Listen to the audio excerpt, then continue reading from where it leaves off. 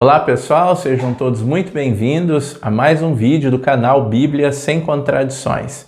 No vídeo de hoje nós iremos falar da Bíblia como palavra de Deus escrita em palavras humanas, apontando que não existe contradição em entender a Bíblia como palavra de Deus, como livro sagrado e como obra de literatura, como um livro que foi escrito por homens com as suas limitações e com todos os seus problemas. Eu sou Marcelo Vieira e procuro ajudar as pessoas a interpretar a Bíblia de forma adequada, pois apesar de ser o livro mais lido no Brasil e no mundo, é um dos livros de maior dificuldade de interpretação. Se você quiser aprofundar o seu conhecimento de Bíblia, nos acompanhe para mais vídeos como esse no canal Bíblia Sem Contradições.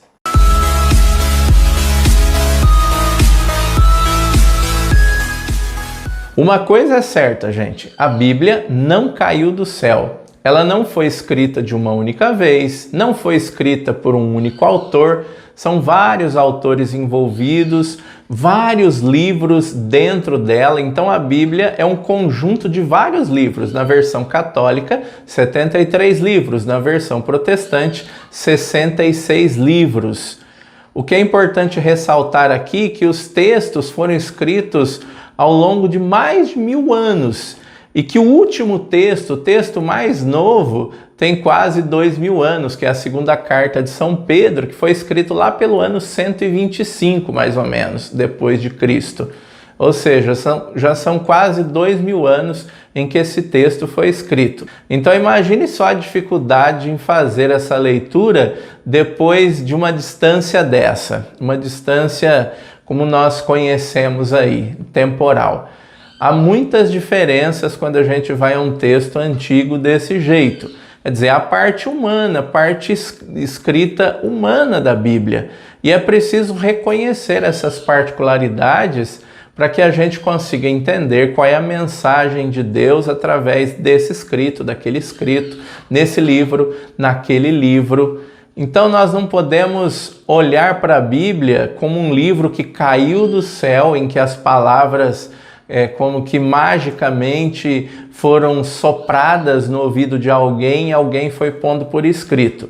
Porque a Bíblia é um livro que é a palavra de Deus, é um livro sagrado e que foi registrado em palavras humanas. Se foi registrado em palavras humanas, o autor está sujeito a erros de história, erros de geografia, erros de biologia, em geral, erros científicos, porque o autor nem conhecia, nem tinha ouvido falar de ciência como nós conhecemos hoje. Eles não conheciam, por exemplo, a lei da gravidade como nós conhecemos, eles não conheciam o código genético, eles não conheciam vacina, não tinha WhatsApp na época deles, não tinha carro para se locomover rápido como nós nos locomovemos, não tinha avião, não tinha todos os recursos que nós conhecemos hoje. É importante lembrar essas coisas que parecem óbvias, mas que muitas vezes a gente se esquece na hora de interpretar o texto bíblico e na hora de exigir que o autor tenha todos esses conhecimentos. Então, nós estamos diante de um livro que é sagrado porque é um livro que traz vida e liberdade para todo mundo, porque tem uma mensagem que quer libertar, que quer trazer alegria e que quer ser justa, mas é uma palavra divina, um livro sagrado que foi registrado numa época e que guarda os seus problemas, os seus erros. Repito, os erros estão aí ligados às informações históricas, científicas, biológicas, mas a mensagem que de fato importa aqui, o que nós precisamos aprender a nos questionar quando estamos diante de um texto bíblico é isso. Por que o autor escreveu isso para o público da sua época? E qual era a mensagem que ele pretendia deixar para o público daquela época? Independente dos erros históricos, científicos que a gente pode encontrar depois de 2, 3 mil anos em que o texto foi produzido. Descobrindo qual era a intenção do autor quando se escreveu o texto, nós descobrimos qual era a mensagem para aquele grupo e qual é a mensagem para os nossos dias.